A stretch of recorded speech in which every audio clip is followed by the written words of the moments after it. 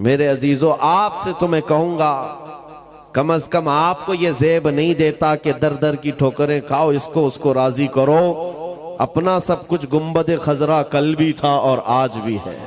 मेरे नबी से मेरा रिश्ता कल भी था और बतला दो गुस्ताख नबी को गैरत सुन्नी जिंदा है, उन पे मर मिटने का जज्बा कल भी था। और मुझे इस बात का एतराफ है कि इतनी जलाल भरी और गरजदार आवाज के बाद अब मेरी आवाज की कोई हैसियत नहीं है। जामी मियां साहब जिस तरह से गरजते हैं, ना मेरे पास उतनी आवाज है, ना उतना मजबूत गला है, वो उनको ज़ेब देता है। हाँ, लेकिन मैंने सुना है सैयदना अबू बकर सिद्दीक रदी अल्लाह ताला अन्हु का तीर का निशान कभी खता नहीं जाता था, बड़ा सटीक निशाना था। मैंने ये महसूस किया है कि जब भी हम कहीं निशाना लगाते हैं बराबर कुत्तों को पहुंचता है। इतना तो है, हम बहुत ज्यादा गरज तो नहीं पाते तकरीर के जरिए से। नाजिम भी सही कह रहे थे, ना हमारे तकरीर में जुमलों की रमक दमक कुछ नहीं है।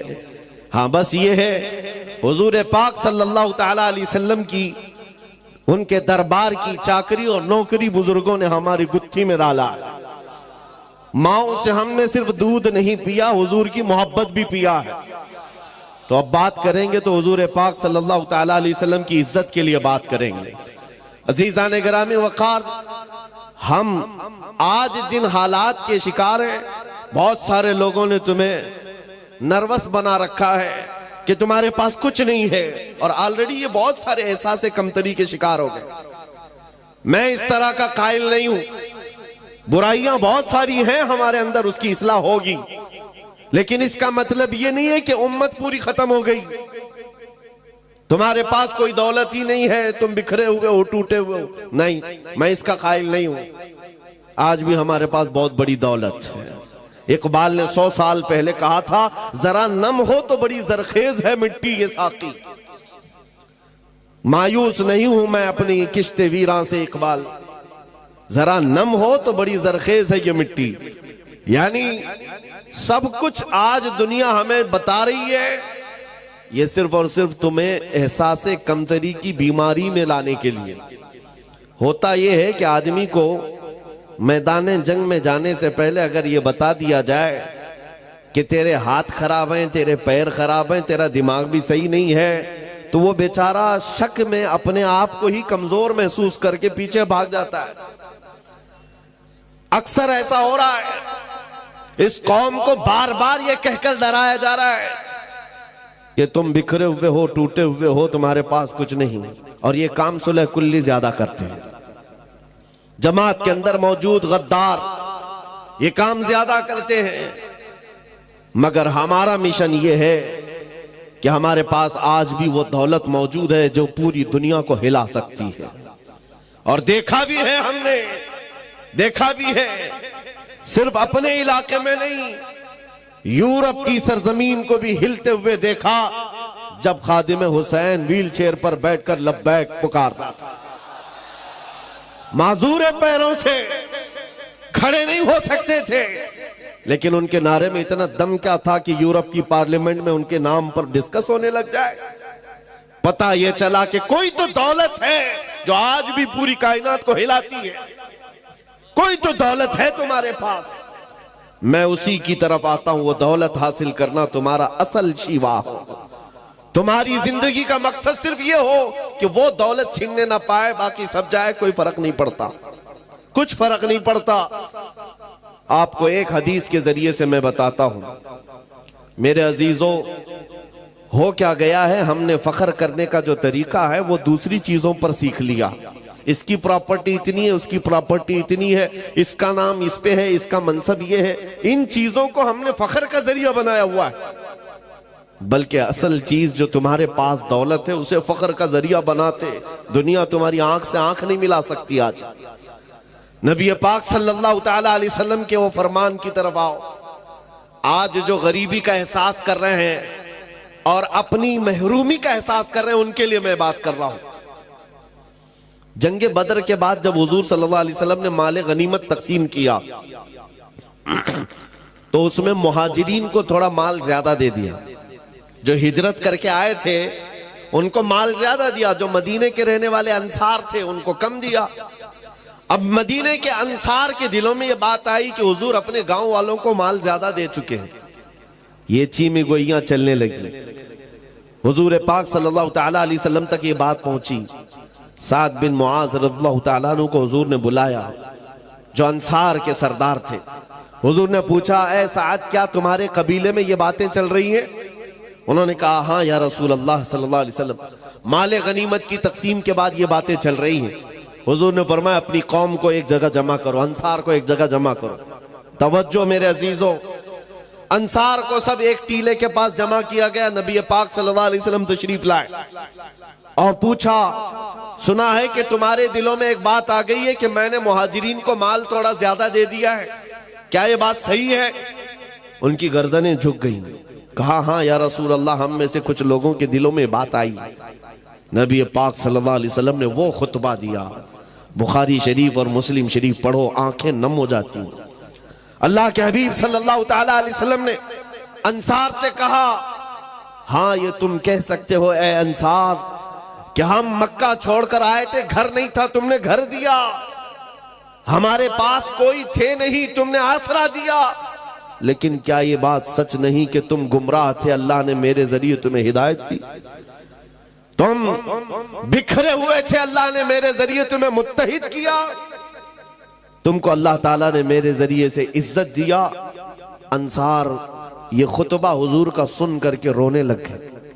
और उसके बाद जो जुमला मुझे बताना है इस हदीस से, वो ये, आखिर में मेरे आका सल्लल्लाहु अलैहि वसल्लम इस खुतबे के क्या फरमाते, वही मेरा टॉपिक है। हुजूर फरमाते हैं, ऐ अंसार की जमात, क्या तुम इस बात पर राजी नहीं हो कि दुनिया वाले माल लेकर के जाएं और तुम अल्लाह का रसूल लेकर के जाओ? तुम अल्लाह का रसूल ले जाओ। अंसार कहते उस दिन इतना रोए थे कि उनकी दाढ़ियों से भी आंसू के कतरे टपक रहे थे। जब रसूल पाक मिल गए तो फिर क्या है? आज वही मैं कहता हूं मेरे अजीजों, तुम्हारे पास वो दौलत है कि अगर नाम लो तो बेइख्तियार तुम्हारे अंगूठे लबों से लग जाते। आज भी वो दौलत है कि नहीं है? मुअज्जिन मस्जिद में पुकार रहा है, अशहदु अन्ना मुहम्मदर रसूलुल्लाह, तुम रास्ते पर चल रहे हो लेकिन अंगूठे चूम लेते हो। ये वो दौलत है जो तुम्हारे सीनों में मौजूद है। जब हुजूर की बात आए, चेहरों पर एक अलग रंगत आ जाती है। एक नात खां को पढ़ते हुए देखो, अगर हकीकत में हुजूर का तस्वुर लेकर के कोई सुनता है, उसके चेहरे की रमक दमक बताती है कि दिल कितना उजाला। आज भी तुम्हारे पास वो दौलत है, और अगर ये दौलत नहीं होती तो ये मीडिया के दज्जाली भेड़िए क्यों भौंक रहे होते? क्यों भौंक रहे होते? उन्हें तो पता है ये 14% है, यहां पर शुमार भी है ना, 14% है। हमारे लिए Shri Krishna report, Sachar committee report, सब कुछ है इनके पास। जो 10-10 साल सर्वे किए हुए जजेस ने रिपोर्ट पेश किया है सुप्रीम कोर्ट को कि मुसलमानों की हालत दलितों से भी नीचे है, बैकवर्ड हैं ये लोग, एजुकेशन में कम है, माल में भी कम है, ओहदों में भी कम है, डिपार्टमेंट में भी नहीं है, फौज में भी नहीं है। ये रिपोर्टें क्या ये मीडिया के दज्जाल नहीं पढ़ते? सब पता है, सब पता है, लेकिन बार बार हम पर भोंकते क्यों हैं? कभी सोचा आपने, जो कौम अपना एक ढंग का लीडर नहीं रखती, जो कौम के पास इत्तेहाद नहीं है, ये मीडिया 24 घंटे इस कौम को निशाने पर रखा क्यों है? बात सिर्फ ये है कि तुम कहते हो हमारे पास कुछ नहीं, वो बार बार कहते हैं तेरे पास कुछ है, तेरे पास कुछ है। तुम बार बार कहते हो हम लुटे हुए हैं, वो कहते नहीं तुम बड़े डरावने हो, तुम्हारे पास कुछ है। जिसको इकबाल कहता है, कुछ बात तो है कि मिटती नहीं हस्ती हमारी, कुछ बात तो है कि मिटती नहीं हस्ती हमारी। सदियों रहा है दुश्मन दौरे जमा हमारा, तौहीद की अमानत सीनों में है हमारे, आसान नहीं मिटाना नामो निशा हमारा। मेरे अजीजों, जिस दौलत को मैं आपके सामने रख रहा हूं, वही हमारे फख्र का जरिया है।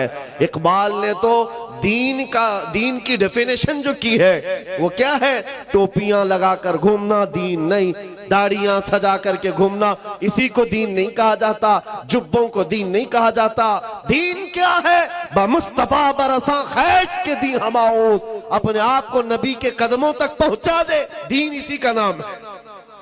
दीन यही है। गर्ब उन रसीदी तमाम अबू लहबीस, और अगर हुजूर तक नहीं पहुंच सका तो जिंदगी अबू लहब की तरह। सुलह कुल्लियत का कीड़ा जिन्हें काटा है उनको मैं बताता हूं। हुजूर पाक सल्लल्लाहु तआला अलैहि वसल्लम के लिए सहाबा का जज्बा क्या था? सहाबा किस बात को ऐने ईमान समझते और ऐने हयात समझते? जिंदगी का भी मकसद वही है। क्या था? एक अनस बिन नुज़ैर सहाबी रसूल है। जानते हो इस बात में मशहूर थे कि उनकी बीवी से उनको कमाल दर्जे का इश्क था, मोहब्बत थी, बहुत मोहब्बत करते थे अपनी बीवी से। लेकिन रसूल पाक के सहाबी भी, हुजूर पाक सल्लल्लाहु अलैहि वसल्लम उनके घर आए हैं, दोपहर का वक्त है। अनस बिन नुज़ैर हुजूर की मेहमान नवाजी कर रहे हैं। मक्का से कोई एक कासिद आया खत लेकर के हुजूर के पास, हुजूर पाक के पास पेश किया। रसूल अल्लाह सल्लल्लाहु अलैहि वसल्लम, बड़ा राजदार खत है।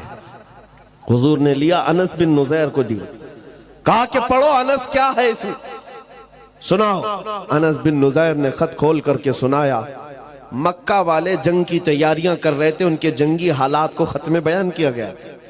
नबी पाक सल्लल्लाहु तआला अलैहि वसल्लम ने खत को बंद करके कहा, अनस ये तेरे और मेरे बीच राज है, तेरे और मेरे बीच राज है। हुजूर ने जैसी फरमाया, अनस बिन नुज़ैर ने गर्दन झुका ली। अल्लाह के नबी सल्लल्लाहु तआला अलैहि वसल्लम बाहर निकलकर तशरीफ ले गए। थोड़ी देर के बाद इनकी बीवी अंदर से बाहर आती है, कहती है, अनस क्या बात चल रही थी तुम्हारे और हुजूर के बीच में? अनस बिन नुज़ैर जो कमाल दर्जे का इश्क करते थे, मोहब्बत करते थे बीवी, कहते खबरदार वो रसूलुल्लाह का राज, इसमें तुम बीच में मत आना। कमाले ईमान है ये। इश्क को एक तरफ रखो, हुजूर की जात अलग है। जहां नबी की बात आए, बीवी ने कहा मुझे भी तो सुनाओ क्या बात है, मैं तुम्हारी इतनी करीबी हूं। कहा सब ठीक है। हुजूर ने फरमाया राज है। बीवी ने हंस करके कहा, अनस बिन नुज़ैर क्या छुपाते हो, दीवार के पीछे से मैंने सुन लिया है, मक्का से खत आया है, जंग की तैयारियां हो रही हैं। ओ बीवी ने तो सुन लिया था। अनस बिन नुज़ैर ने क्या कहा जानते हो? कहा कुछ नहीं, सीधे जाकर गर्दन पकड़ ली अपनी बीवी की, जिससे कमाल दर्जे की मोहब्बत करते थे। गर्दन पकड़ लिया, कहा उस वक्त तक गर्दन से तेरे हाथ नहीं हटाऊंगा जब तक रसूलुल्लाह का फरमान नहीं आएगा, क्योंकि ये मेरे और नबी के दरमियान राज था। तूने सुन लिया तो कहीं अल्लाह मुझ पर अजाब ना भेज दे कि नबी के राज को इफ्शा किया है अपने इश्क और अपनी मोहब्बत की बुनियाद पर। और गर्दन पकड़ करके ले आए हुजूर तक। हुजूर पाक सल्लल्लाहु तआला अलैहि वसल्लम के पास लाए, कहा आका मेरा कसूर नहीं है, इसने दीवार के पीछे से बात सुन ली, आपने कहा था राज है, मैं इससे बहुत मोहब्बत करता हूं आका, लेकिन राज इसने सुन लिया है, मैं गर्दन से हाथ नहीं हटा रहा हूं, अगर आप फरमाए तो इसकी जिंदगी में खत्म कर दूं। अल्लाह के नबी सल्लल्लाहु अलैहि वसल्लम ने फरमाया, अनस वो मेरी सहाबिया है, वो आम औरत नहीं थी, सहाबिया थी, छोड़ दो, जिस तरह तुम राजदार हो वैसे ही वो भी राजदार।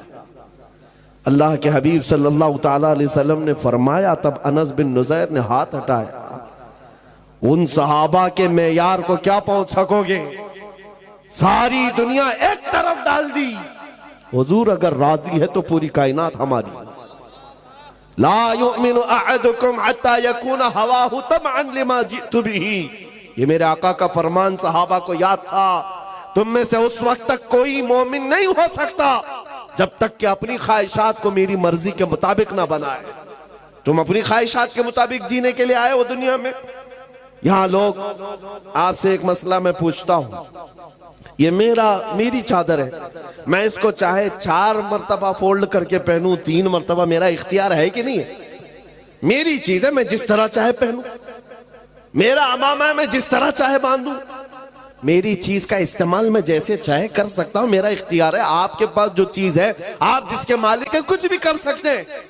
लेकिन मैं आपसे एक मसला पूछता हूं, क्या सुसाइड करना, आत्महत्या करना, खुदकुशी करना इजाजत है इसकी?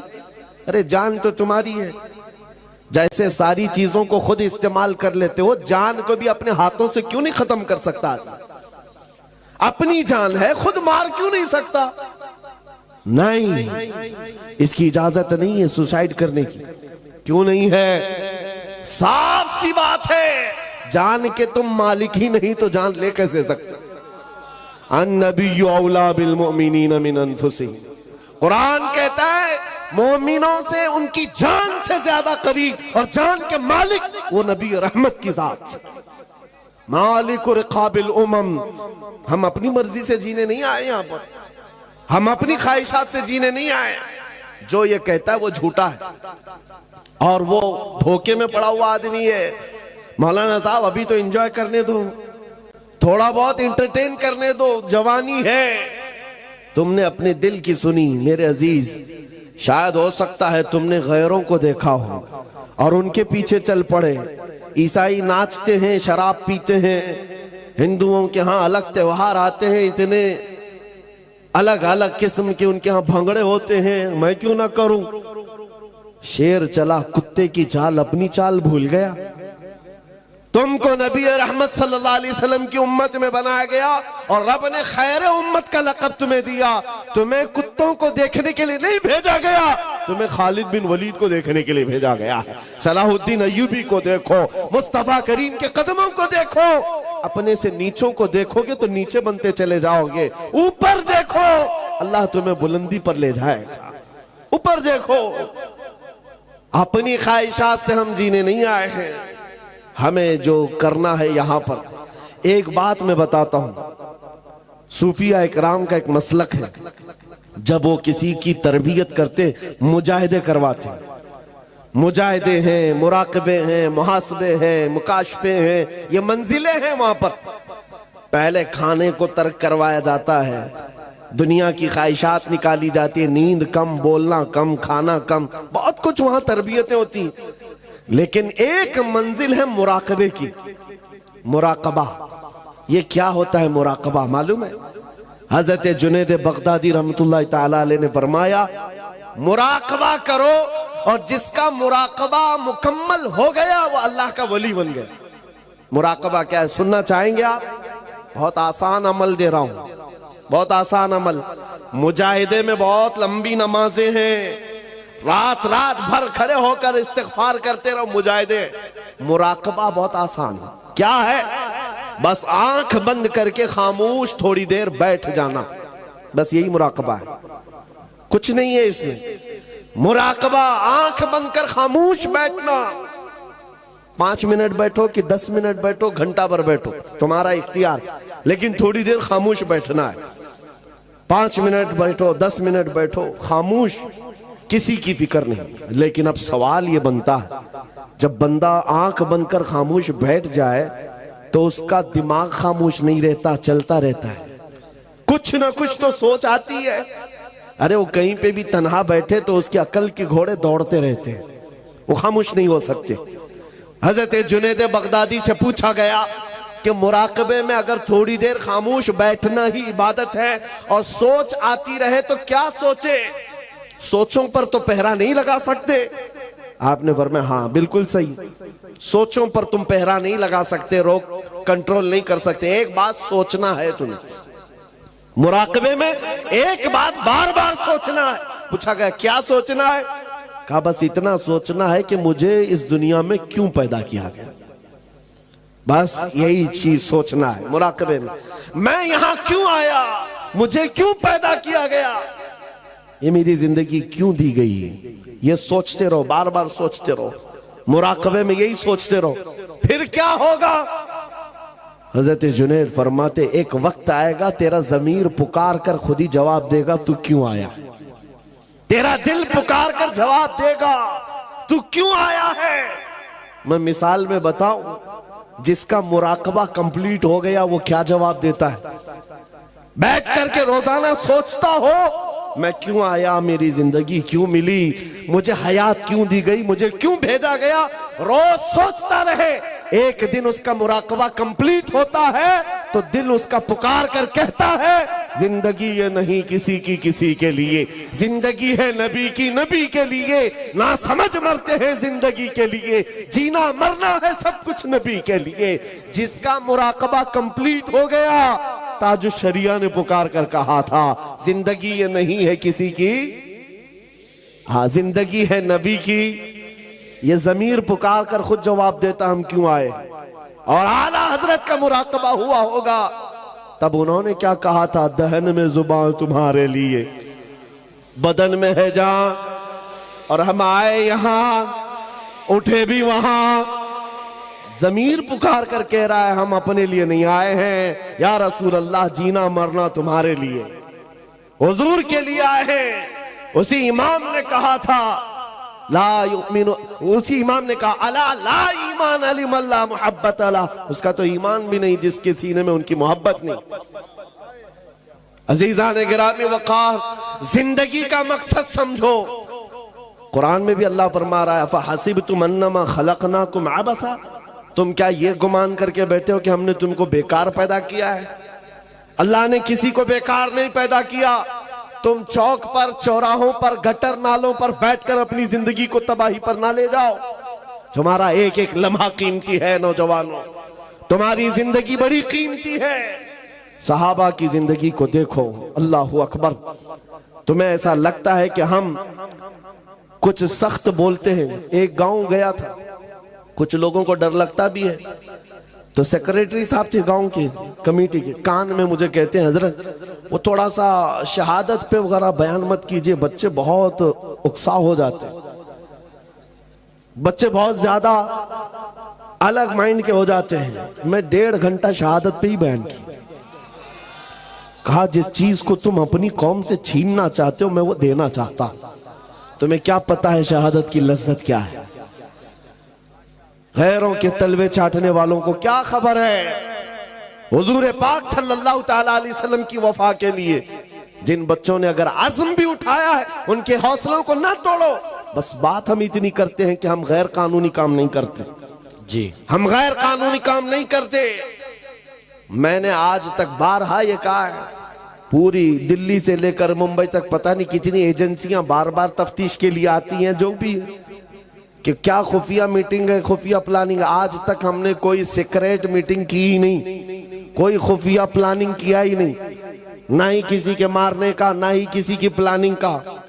इसलिए कि हम तरबियत छुप करके अंडरग्राउंड नहीं देते, मैदानों में अलल ऐलान कहते। जो भी बात कर रहे हैं ये मिंबर पर कर रहे हैं। बात सुनो, मैं क्या कह रहा था।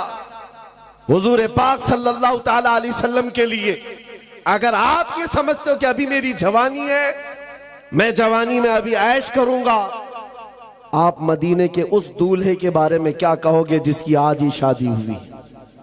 सैयदना हंजला अपनी दुल्हन को लेकर घर आए हैं, रात शबे अरूसी मना रहे, सुहाग रात। ये एक मर्द के लिए जिंदगी की खूबसूरत रात कही जाती, उसके अरमानों की रात है। दुल्हन के साथ शबे विसाल में है। बाहर किसी ने ढिंडोरा और निदा दी, या अय्युहल मुस्लिमून क़ाल रसूलुल्लाह सल्लल्लाहु अलैहि वसल्लम इज़हबू इलल जिहादी फी मरदातिल्लाह। ऐ मुसलमानों, अल्लाह के रसूल ने फरमाया है जिहाद की तरफ निकलो अल्लाह की रजा के लिए। उहद के मैदान की तरफ हुजूर पाक तशरीफ ले जा रहे हैं। बिस्तर छोड़कर आज का दूल्हा उठ गया, रात को उठा, अपनी शरीके हयात से कहा अलविदा। चाहो तो तलाक ले लो, बकिया जिंदगी इद्दत के बाद किसी और से निकाह कर ले लो, या फिर अल्लाह की मर्जी पर कायम रहो। खातून वो नहीं थी जो पांव पकड़ ले और बेड़ियां डाल दे जवान को कि कहां मुझे अभागन बनाए जा रहे हो, एक रात लाए हो, किसके हवाले छोड़ जा रहे हो। नहीं, खातून मदीना थी, कहती है ऐ मेरे सरताज अल्लाह हाफिज, जाओ, सही सलामत आओगे तो गाजी की बीवी कहलाऊंगी, शहीद हो गए तब भी फखर से शहीद की बेवा कहलाऊंगी। जाओ, वाह वाह, अल्लाह के रसूल के साथ जा रहे हो, बेड़ियां किस बात की, इजाजत किस बात की। वो हंजला दौड़ते हुए मैदान जिहाद में शरीक भी हुए, जिनकी जानों की अहमियत थी कि नहीं मेरे अजीज, उनकी अपनी लाइफ, उनका अपना मिशन, उनकी अपनी जिंदगी थी या नहीं, लेकिन उन्होंने सब कुछ हुजूर के लिए वक्फ कर रखा था। इज्जत नबी के कदमों में ढूंढा है। जब मैदान उहद में शरीक हुए, इत्तेफाक ये है कि दूसरे दिन सैयदना हंजला की शहादत भी हुई। जिस दिन किसी का वलीमा हो और उस दिन उसकी लाश मैदान में पड़ी हुई हो, ये मजहर कहीं नहीं देख सकते। ये सिर्फ मुस्तफा के दीवानों में मिलता है, सिर्फ मुस्तफा के दीवानों में। बेशक वलीमे के दिन शहादत हो चुकी हो, हुजूर ने फरमाया सबकी लाशें जमा करो। सहाबा कहते सबकी मिल गई, हंजला की लाश नहीं मिल रही है मैदान में। हुजूर से जब ये कहा, नबी पाक सल्लल्लाहु ताला अलैहि वसल्लम सर झुकाए थे। थोड़ी देर के बाद इरशाद फरमाया फलां जगह पर हंजला की लाशें ले आओ। सहाबा उस जगह गए तो देखा हजरत हंजला की लाश तो मिली, पूरे जिस्म पर गुस्ल दिए हुए कतरात टपक रहे। उठाकर लाए। हुजूर ने फरमाया इसको अल्लाह के फरिश्ते उठा ले गए थे और गुस्ल दे करके लाए। सुभान अल्लाह। मसला तो यह है कि शहीद को गुस्ल नहीं दिया जाता। वो जिन कपड़ों में शहादत पाया है उसी में उसे दफन किया जाता है। शहीद के लिए गुस्ल भी नहीं, कफन भी नहीं। फिर ये हंजला को तन्हा 70 शहीदों में एक ही शहीद को गुस्ल क्यों है? मेरे आका फरमाते हैं उसकी बीवी से पूछो तुम्हें पता चलेगा। बीवी से पूछो मालूम पड़ेगा। रात को ये अपनी बीवी के साथ हम बिस्तरी कर चुका और इस पर गुस्ल वाजिब था, सिर्फ इसलिए दौड़ता हुआ मैदान में आ गया कि कहीं मैं रसूलुल्लाह से पीछे ना हो जाऊं, अल्लाह, कहीं जमात से पीछे ना हो जाऊं। गुस्ल करने तक भी नहीं ठहरा। इसीलिए ताजुल शरिया ने कहा जिंदगी ये नहीं किसी की किसी के लिए, वाह, जिंदगी है नबी की, नबी के लिए। वो सहाबा का मेयार है, सहाबा का मेयार। हर एक सहाबी तुम्हारे सामने लाकर दिखाऊं, उनके सामने इसके सिवा कुछ नहीं है। उसी मैदान उहद में एक खातून दौड़ती हुई आ रही थी, पता है, जिसका एक जुमला पूरी दुनिया में मशहूर है। खातून मदीना का एक जुमला, जिनके भाई, जिनका शोहर, जिनका बेटा, जिनका बाप, 4 रिश्ते शहीद हो गए थे। उस खातून को जब खबर दी गई थी तो उसने पूछा अल्लाह के रसूल कैसे हैं, आमिना के लाल कैसे हैं? जब बताया गया कि हुजूर सलामत है तो क्या कहती, अरूनी अंजुरी लए, ऐसे नहीं खबर मत दो, दिखाओ मुझे, मैं दीदार तो करूं। जिसका बेटा मैदान में शहीद हो चुका हो, जिसका भाई लाश के साथ मौजूद हो, जिसका शोहर खून में लथपथ हो, वो खातून कहती है आमिना के लाल को देख लो। देखने के बाद एक जुमला कहा था, वो जुमला हम गरीबों के लिए ढारस है। मैं पढ़ता हूं इस जुमले को वजीफे के तौर पर, सच कह रहा हूं, वजीफे के तौर पर, तस्बीह के तौर पर। उस खातून ने हुजूर को देखते ही कहा था, या रसूल अल्लाह कुल्लु मुसीबतिन बादक जुललुन, है अल्लाह के रसूल अगर आप सलामत हैं हर मुसीबत छोटी है, हर मुसीबत छोटी है। वाह वाह, अगर आप हैं मेरे आका, मेरा चांद सलामत तो पूरी कायनात सलामत। सुभान अल्लाह। उनका ये जुमला आज भी याद करता हूं। जब कभी दर्द हो, तकलीफ हो, हुजूर की तरफ मुखातिब होकर के अर्ज करते, या रसूल अल्लाह कुल्लु मुसीबतिन बादक जुललुन, आका अगर आप हमारे साथ हैं तो हर मुसीबत छोटी है, हर सितम, हर मुसीबत गवारा है। या रसूल अल्लाह एक बार तुम कह दो कि तू हमारा। वाह वाह वाह, बस यही जिंदगी है मेरे अजीज, यही जिंदगी है। ये वफादारी के साथ जब हमारा जवान खड़ा हो जाए, जीना मरना है सब कुछ किसके लिए? नबी के लिए। जीना मरना है सब कुछ नबी के लिए। एक नौजवान सहाबी, सुनो मेरे अजीज, शादी के लिए लड़की कोई नहीं देता था, काले अब्दुल्ला असवद हुजूर के पास आए, कहा हुजूर शादी का वक्त हो गया, कोई अपनी लड़की देता नहीं। हुजूर ने एक अंसारी सहाबी के घर भेजा, जा कहना कि मैंने पैगाम भेजा है। और ये किसके घर हुजूर ने भेजा था? उस अंसारी सहाबी के घर जिनकी बेटी मदीने की सबसे खूबसूरत, और ये काले रंग के सहाबी। ये पैगाम लेकर के आए उस सहाबी के पास, वो सकफी थे, अंसारी थे। जवान जब आकर खड़ा हुआ, कहा उस साहबी ने, क्या बात है? कहा मैं आपकी बेटी के निकाह का पैगाम लाया। कौन भेजा? अल्लाह के रसूल ने भेजा। माँ माँ होती है, बाप बाप होता है, बेटी के लिए कुछ तो सोचेगा। ऊपर से नीचे देखा, काले रंग का नौजवान, हमारी बेटी दुशीजा, खूबसूरत परियों जैसा रंग। कहा हम बाद में बताते हैं। इतना ही कहा था, हम बाद में बताते। अब्दुल्ला असवद कहते हैं उनको तो कोई ताज्जुब नहीं था, रोज रिजेक्ट करते थे, आज भी हो गया।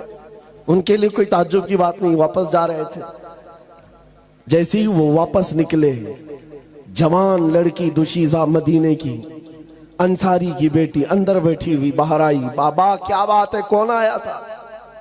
बाप ने कहा बेटी तेरे निकाह का पैगाम लेकर के आया था। किसने भेजा? अल्लाह के रसूल ने। कहा आपने क्या कहा? कहा उसका रंग तो काला था, जवान तो कुछ काम भी नहीं है, उसका घर भी नहीं है। बेटी ने अंदर से क्या कहा? बाबा आपने कौन सी खता की? आने वाले के रंग को देखा, भेजने वाले के हुस्न को नहीं देखा। सुभान अल्लाह। भेजने वाले के हुस्न को नहीं देखा। वो अहसनु मिन कलम तरक़त्तु व अजमलु मिन कलम तलिदिन निसा। उस रसूल का हुस्न नहीं देखा। क्या बात है, वाह। बेटी ने बाप को तंबीह कर दी। ये ईमान था, अपनी ख्वाहिशात को मार डालो हुजूर के साथ। बेशक बेशक। जब नबी ने फरमा दिया अपनी ख्वाहिशात क्या चीज है, जैसे ही उस सहाबी को एहसास हुआ, वो दौड़ते हुए आए हुजूर के पास। और ये अब्दुल्ला असवद काले रंग के सहाबी हुजूर को अभी अपना वाकया बता ही रहे थे कि आका उन्होंने भी रिजेक्ट कर दिया। तब तक बाप भी दौड़ते हुए आए।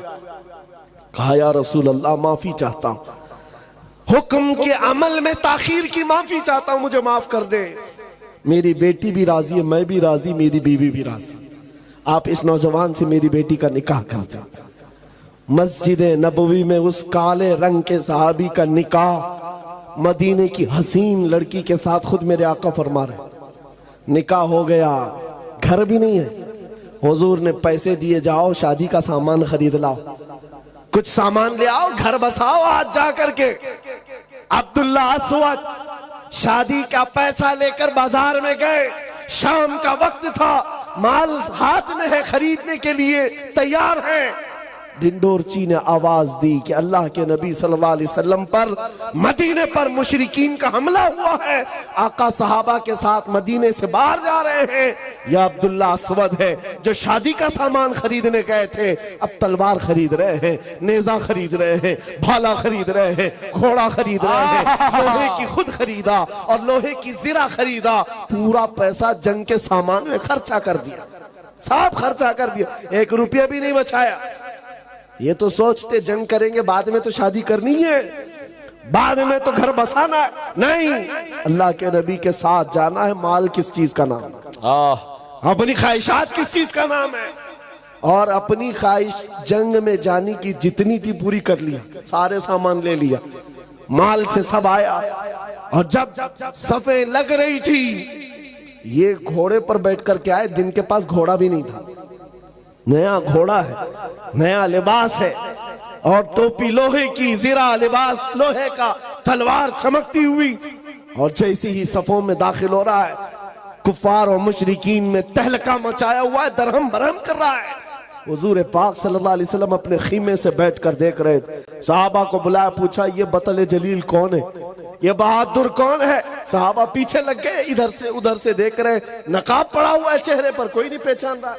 आकर के हुजूर से कहा, आका ये तो अल्लाह की रहमत है, कहीं दूसरे, कहीं बाहर से आया हुआ है, मदीने का नहीं लगता, हम में से नहीं, हमारी जमात का नहीं, कोई और आया मदद के लिए।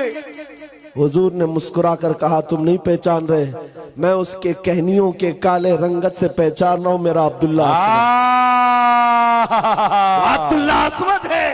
मैंने उसको शादी का सामान खरीदने के लिए पैसे दिए थे, उसने सारा पैसा, सारा माल असबाबे जंग खरीदने में लगा दिया।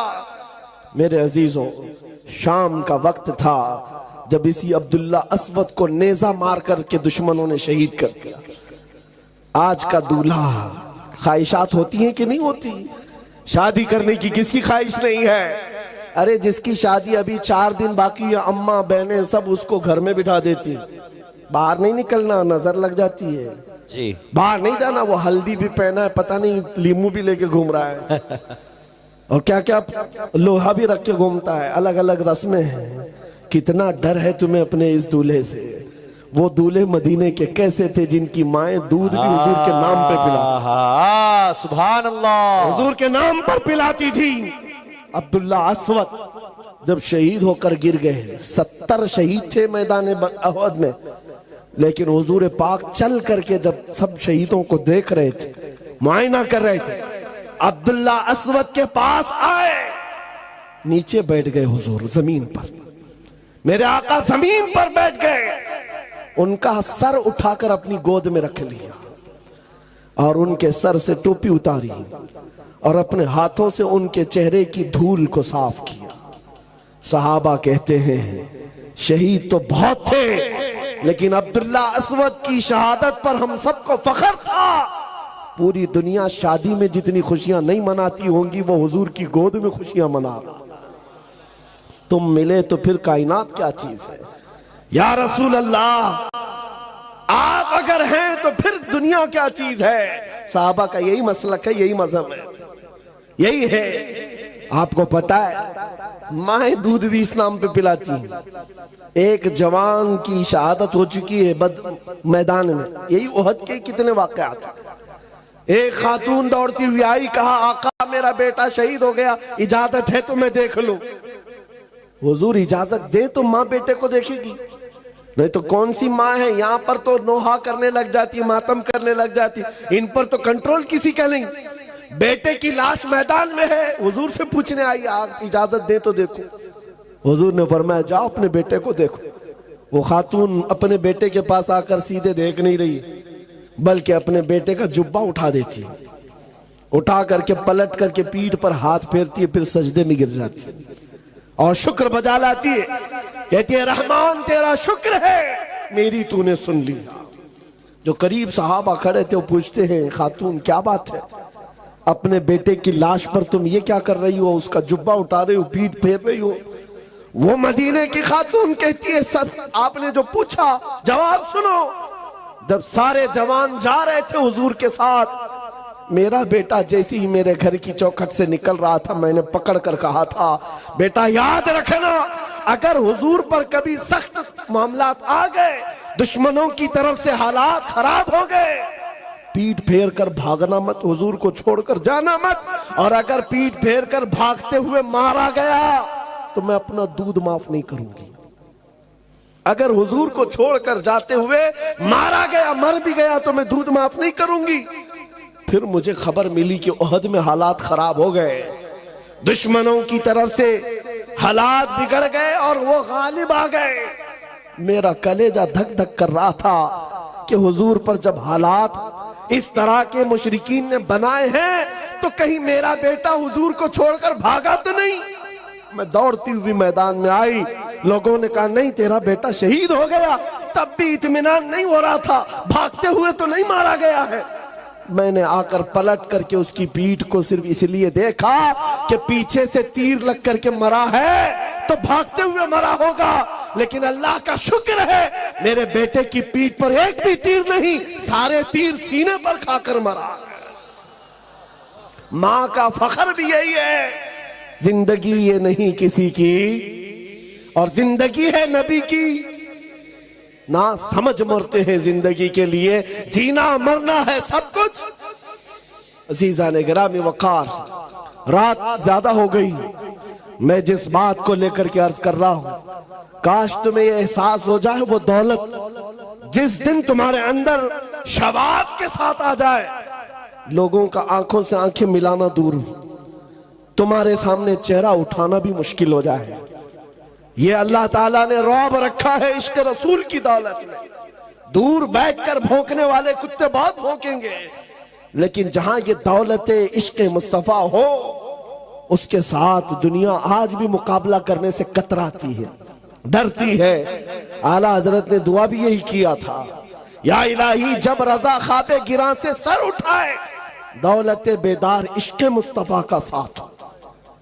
जब कयामत के दिन बहुत लंबी नींद से हम उठेंगे तो या रब हमारे पास अगर कोई दौलत हो तो सिर्फ हुजूर की मोहब्बत। ये चीज ऐसी है जिससे बंदा बेखौफ हो जाता है। आज मैं आपको मिसाल के लिए कह रहा हूं, जितनी बातें कही हो सकता है आपको लगता हो तारीख की बातें, पुरानी बातें होंगी, किताबों की होंगी। ए नौजवानों, करंट इश्यूज को भी अगर देख लो तो तुम्हारा सीना चौड़ा हो जाए। वो फिलिस्तीन के निहत्थे मुसलमानों को देखो, गज्जा में रहने वाले वो निहत्थे मुसलमान जिनके पास खाने के लिए लुक़मे नहीं, और मुकाबिल में जो दुश्मन की ताकत खड़ी है वो सुपर पावर ताकतें हैं। यूरोपीय यूनियन पूरा का पूरा खड़ा है, सारे पेट्रोट मिसाइल, सारे बम उन पर आजमा लिए गए, लेकिन 5 साल के बच्चों से भी ईमान खत्म नहीं कर सके। क्यों? डर है। 10,000 से ज्यादा बच्चों को मौत के घाट उतारा, 20,000 के करीब शहीद हो गए, लेकिन दुनिया अब भी ये कह नहीं सकती कि हम फतह याब हो। इजराइल के कुत्तों को कयामत आ जाएगी ये कहने के लिए कि हम फतह पा ली। हाँ, इसलिए कि वो बच्चों के अंदर इतनी सख्तियां हैं, नाकों तले चने छबवा देते हैं। इनकी बड़ी बड़ी बख्तर बंद गाड़ियां, उसमें भी ये डर के मारे सहमे हुए होते। किस बात से डरते इजरायली कुत्ते? ये सारी फौज किस बात से डरती है तुम्हें पता है? उन निहत्तों के पास गोली बम बारूद कुछ नहीं। अरे उनके नन्हे कंकरों और पत्थरों से भी तुम्हारा कलेजा चिर जाता। वजह सिर्फ ये है, जहां ये दौलत इश्क़ मुस्तफा हो फिर वो पूरी कायनात को हिला कर रखता। इसीलिए शायर ने कहा था, दीवान गाने इश्क़ मोहम्मद को देखकर घबरा गई है गर्दिशे दौरा कभी कभी, घबरा गई है गर्दिशे दौरा कभी कभी। इसीलिए आज एक बात और मैं बताता हूं, कुछ लोग आज इसी काम के लिए चल रहे हैं, जैसे कहा गया ना सुलह कुल्लियत। इनके यहां एक चीज है भाई, कोई सख्ती की बात ना करो, कोई भी ज्यादा किसी के मुतालिक ना कहो। ये सुलह कुल्लियत का ऐसा मिजाज है, हक को हक कहना, बातिल को बातिल कहना, ये तो ईमान है या नहीं? क्या आप गोबर को हलवा कहेंगे? बोल सकते हैं? अरे दिल को कैसे मनाओगे? किसी को खुश करने के लिए बोल भी दो। मियां गुजरात में इनका राज है, गोबर को हम कोहे नूर बोल रहे। हाँ, उनको मनाने के लिए बोल तो सकते हो, लेकिन जब चखोगे पता चलेगा गोबर गोबर ही है। मेरे बोलने से हलवा नहीं होता। इसीलिए कुर्सियों पर बैठे हुए लोगों की खुशामदी के लिए और वक्त की सख्ता को राजी करने के लिए अपने दीन धर्म मत बदलो। तुम दुनिया में भेजे गए हो मुस्तफा करीम की उम्मत बनाकर। अगर नबी राजी है तो अल्लाह ताला राजी है, और कायनात में वक्त बदलने वाला अल्लाह है, रब तबारक व ताला है। उन सुलह कुल्लियों का क्या होगा जो आज इनके जय जय के नारे लगा रहे? कल हमारा दौर आएगा, तब क्या कहोगे? किसके नारे लगाओगे? शर्मिंदा हो जाओगे। इसीलिए आला हजरत ने क्या कहा था, आज ले उनकी पनाह, आज मदद मांग उनसे, कल न मानेंगे क़यामत में अगर मान गया। या एक बात और भी मैं बताता हूं, कब्र में जाने के बाद 3 सवालात करते फरिश्ते। सबको पता है ना? सबको पता है वो सवालात, सबको मालूम है। तुम्हारा रब कौन है? दूसरा सवाल, तुम्हारा दीन क्या है? फिर से मैं पूछता हूं आपको, लफ्ज पर तवज्जो। मुनकर नकीर ये सवालात करेंगे, आपको बताया गया कि नहीं है? तुम्हारा रब कौन? जवाब तो देंगे, तुम्हारा रब कौन? आगे का लफ्ज मैं छोड़ रहा हूं सवाल में। तुम्हारा रब कौन?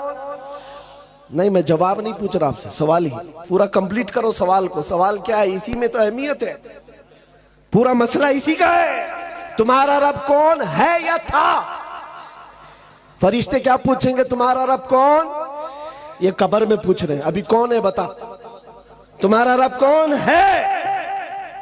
फिर दूसरा सवाल भी क्या है? तेरा दीन क्या? क्या ये पूछेंगे तेरा दीन क्या था? तेरा रब कौन था? नहीं, अभी क्या है? तेरा रब कौन है? तेरा दीन क्या है? लेकिन तीसरा सवाल आओ, हुजूर की तरफ दिखाकर ये नहीं पूछते इनके बारे में अब क्या कहते हो। नहीं, मा कुंत तक़ूलु फी हक़्क़ि हाज़ा रजुल, बता इनके बारे में दुनिया में क्या कहता था, कब्र में नहीं। दो सवालों पर तो फरिश्तों ने कहा तेरा रब कौन है, तेरा दीन क्या है। हुजूर के बारे में कहते हैं कौन है, नहीं क्या कहता था। इसलिए कि सामने देख करके हर कोई कहेगा आका है, मौला है, नहीं चलेगा। दुनिया में क्या कहता था वो बता, दुनिया में क्या कहता था, कौन सी पार्टी का था, अपोजिशन में, सुलह कुल्लियत में कहा था। मेरे अजीजों, हा हा ला अदरी के अलावा मुनाफिक कुछ नहीं कह सकेगा। हाँ, सुन्नी झूम कर कहेगा फरिश्तों इनके बारे में पूछते हो, अब तो पाए ना से ऐ फरिश्तों क्यों उठूं, अरे मर के पहुंचा हूं यहां इस दिलरुबा के वास्ते, मर के पहुंचा हूं यहां इस दिलरुबा के वास्ते। और हम तो हुजूर के बारे में क्या कहते थे, ये फरिश्ते पूछेंगे ना क्या कहता था। हम तो ये कहते थे जहां में उनकी चलती है, वो दम में क्या से क्या कर दे, जहां बानी अता कर दे, भरी जन्नत हिबा कर दे। नबी मुख्तार कुल है, जिसको जो चाहे, ये हम कहते थे। अजीजा ने गिरामी, इसीलिए मैं आज बात कर रहा हूं, यहां क्या कर रहे हो इसी का एतबार है। नबी पाक सल्लल्लाहु अलैहि वसल्लम की एक हदीस, हुजूर ने फरमाया किसी के अच्छे अमल देख करके उसके पीछे न लग जाओ। सही हदीस है। हुजूर ने फरमाया ये देखो कि उसका खात्मा किस बात पर है। हुजूर ने फरमाया उसका खात्मा किस बात पर है, सारी जिंदगी का तारो मदार उसी पर है। आज हम आपको बारहा ये समझा रहे हैं कि इन हालात के शिकार होकर घर बदलना, दीन बदलना, नाम बदलना यह हल नहीं है, तुम्हारे लिए इलाज नहीं है, कहीं पर नहीं बचोगे। बखुदा खुदा का यही है दर, नहीं और कोई मफर मकर, जो वहां से हो यहीं आके हो, जो यहां नहीं तो वहां नहीं। आखिरी बात सुनो, हदीस पाक से ही मैं खत्म करता हूं। दो सहाबा की दोस्ती तुम्हारे सामने रखता हूं। दोस्त भी कैसे थे, साद इब्न अबी वक्कास, अब्दुल्ला बिन जहश, जिनको कहते हैं ना हमारे यहां बहुत करीबी जिगरी दोस्त है, यानी उठना बैठना साथ में, खाना पीना साथ में, बाजार जाना साथ में, एक तरह के कपड़े पहनना। साद बिन अबी वक्कास, अब्दुल्ला बिन जहश, दोनों की गहरी दोस्ती थी, बड़ी यारी थी। उहद के मैदान में जाने से पहले रात को ये दोनों सहाबी बैठ गए, मुसल्ला बिछाते, कहते कल तो रसूलुल्लाह के साथ जाना है। 700 सहाबा है, 3000 काफिर है, हुजूर पाक के मदीने पर हमला हो रहे हैं। दोनों दोस्त क्या कह रहे हैं, क्या मशवरे चल रहे हैं, सुनो। दोनों कहते हैं, हजरत साद कहते हैं मैं दुआ करूंगा तू आमीन कह। अब्दुल्ला बिन जहश कहते हैं ठीक है मैं भी दुआ करूंगा तू भी आमीन कह। दोनों मुसल्ला बिछाकर बैठ गए। दुआ क्या करते हैं सुनो। साद इब्न अबी वक्कास हाथ उठाते हैं, या रब्बल आलमीन, कल सुबह जब रसूलुल्लाह के साथ हमारा जाना होगा, सफों में हम आगे बढ़ेंगे तेरे नबी के नाम की इज्जत की हिफाजत के लिए। मौला करीम मेरे सामने दुश्मनों का जो सबसे बड़ा पहलवान हो उससे मेरा मुकाबला करा था। दुआ क्या कर रहे हैं, जो सबसे बड़ा पहलवान हो मौला उससे मेरा मुकाबला करा। क्यों, साद इब्न अबी वक्कास की दुआ है। उधर अब्दुल्ला बिन जहश कह रहे आमीन आमीन। साद इब्न अबी वक्कास कहते मौला जब बड़े दुश्मन से मेरा मुकाबला हो, कभी मैं उसको सामने से मारूं, कभी दाएं से मारूं, कभी बाएं से मारूं, कभी पीछे से मारूं, फिर उसको गिराकर उसके सीने पर परचम इस्लाम लहराऊं, फिर कहूं लब्बैक या रसूल अल्लाह,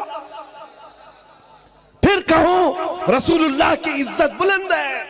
यह दुआ है, दुआ रात के वक्त। और कल मैदान जंग में जाना है, जान हथेली पर लेकर दुआ। अरे ख्वाहिश भी कैसी, अरे कोई और जंग में गए भी ना सिपाही तो छुप छुप करके जान बचाते हैं कि दुश्मनों के वार ना आए।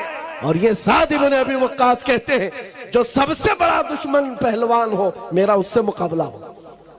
दुआ पर आमीन कहा अब्दुल्ला बिन जहश ने, करीबी दोस्त थे, जिगरी यार थे। उसके बाद जब दुआ खत्म हुई कहा अब्दुल्ला बिन जहश अब मेरी दुआ हो, तुम आमीन कहो।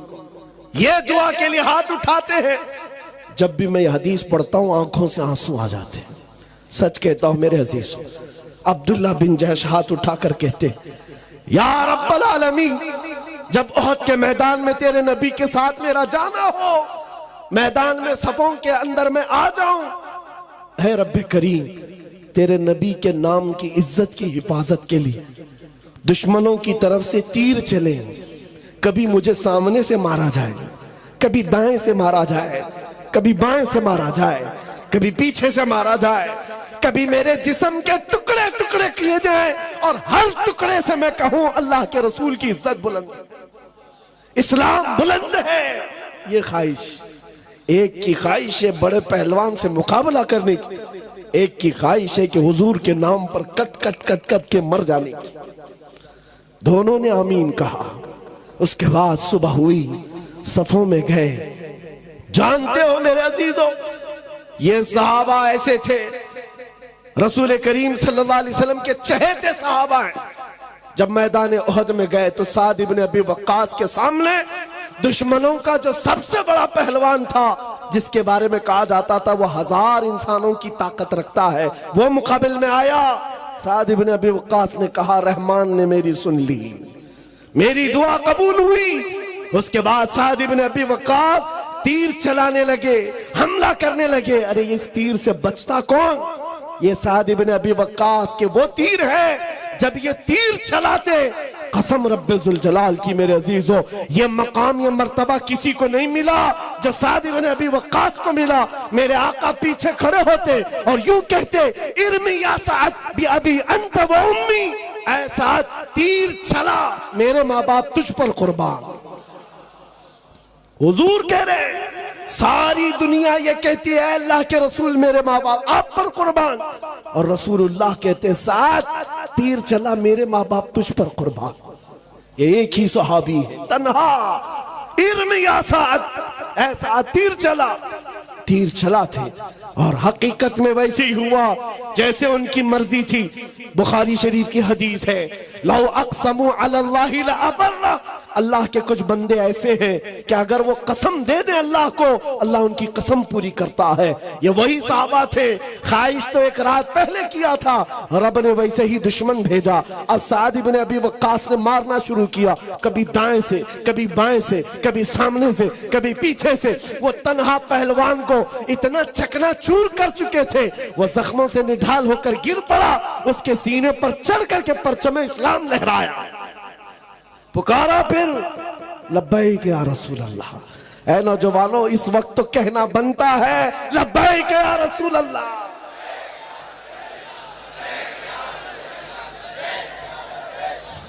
सुनो आगे की बात। इनकी दुआ तो कबूल हुई और अब्दुल्ला बिन जहश की दुआ भी कबूल हुई।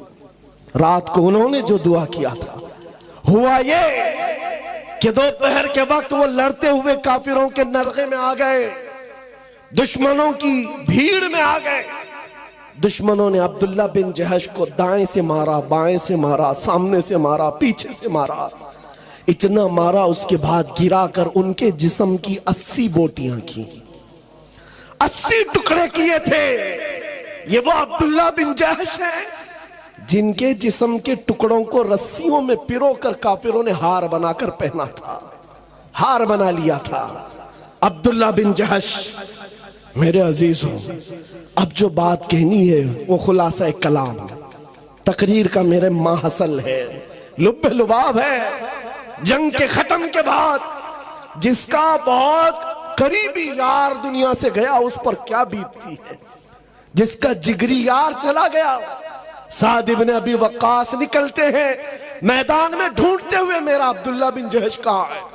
जिगरी यार था, जिसके साथ उठना बैठना मेरा रोज की हमारी गुफ्तगू उसके साथ।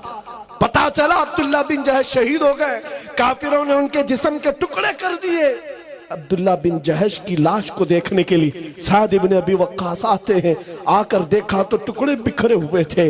उनके जिस्म के टुकड़ों को उठाया, अभी जान बाकी है, जैसे गोश्त भड़क रहा हो और गोश्त से आवाज आती हो, रसूलुल्लाह की इज्जत सलामत है, अल्लाह के रसूल की इज्जत बुलंद है। साद इब्न अबी वक्कास ने जो जुमला कहा वही मेरी तकरीर का हासिल है। आपने उनके जिस्म के टुकड़ों को जमीन पर रखा और कहा, ऐ अब्दुल्ला, कल की रात मैंने भी दुआ की थी, तूने भी दुआ की थी, अल्लाह ने दोनों की दुआ कबूल की, लेकिन कसम रब्बे जुल जलाल की, मेरी दुआ से तेरी दुआ कई दर्जा अफजल है, इसलिए कि दुश्मनों को मारने का मजा और है, नबी की मोहब्बत में मर जाने का मजा और है।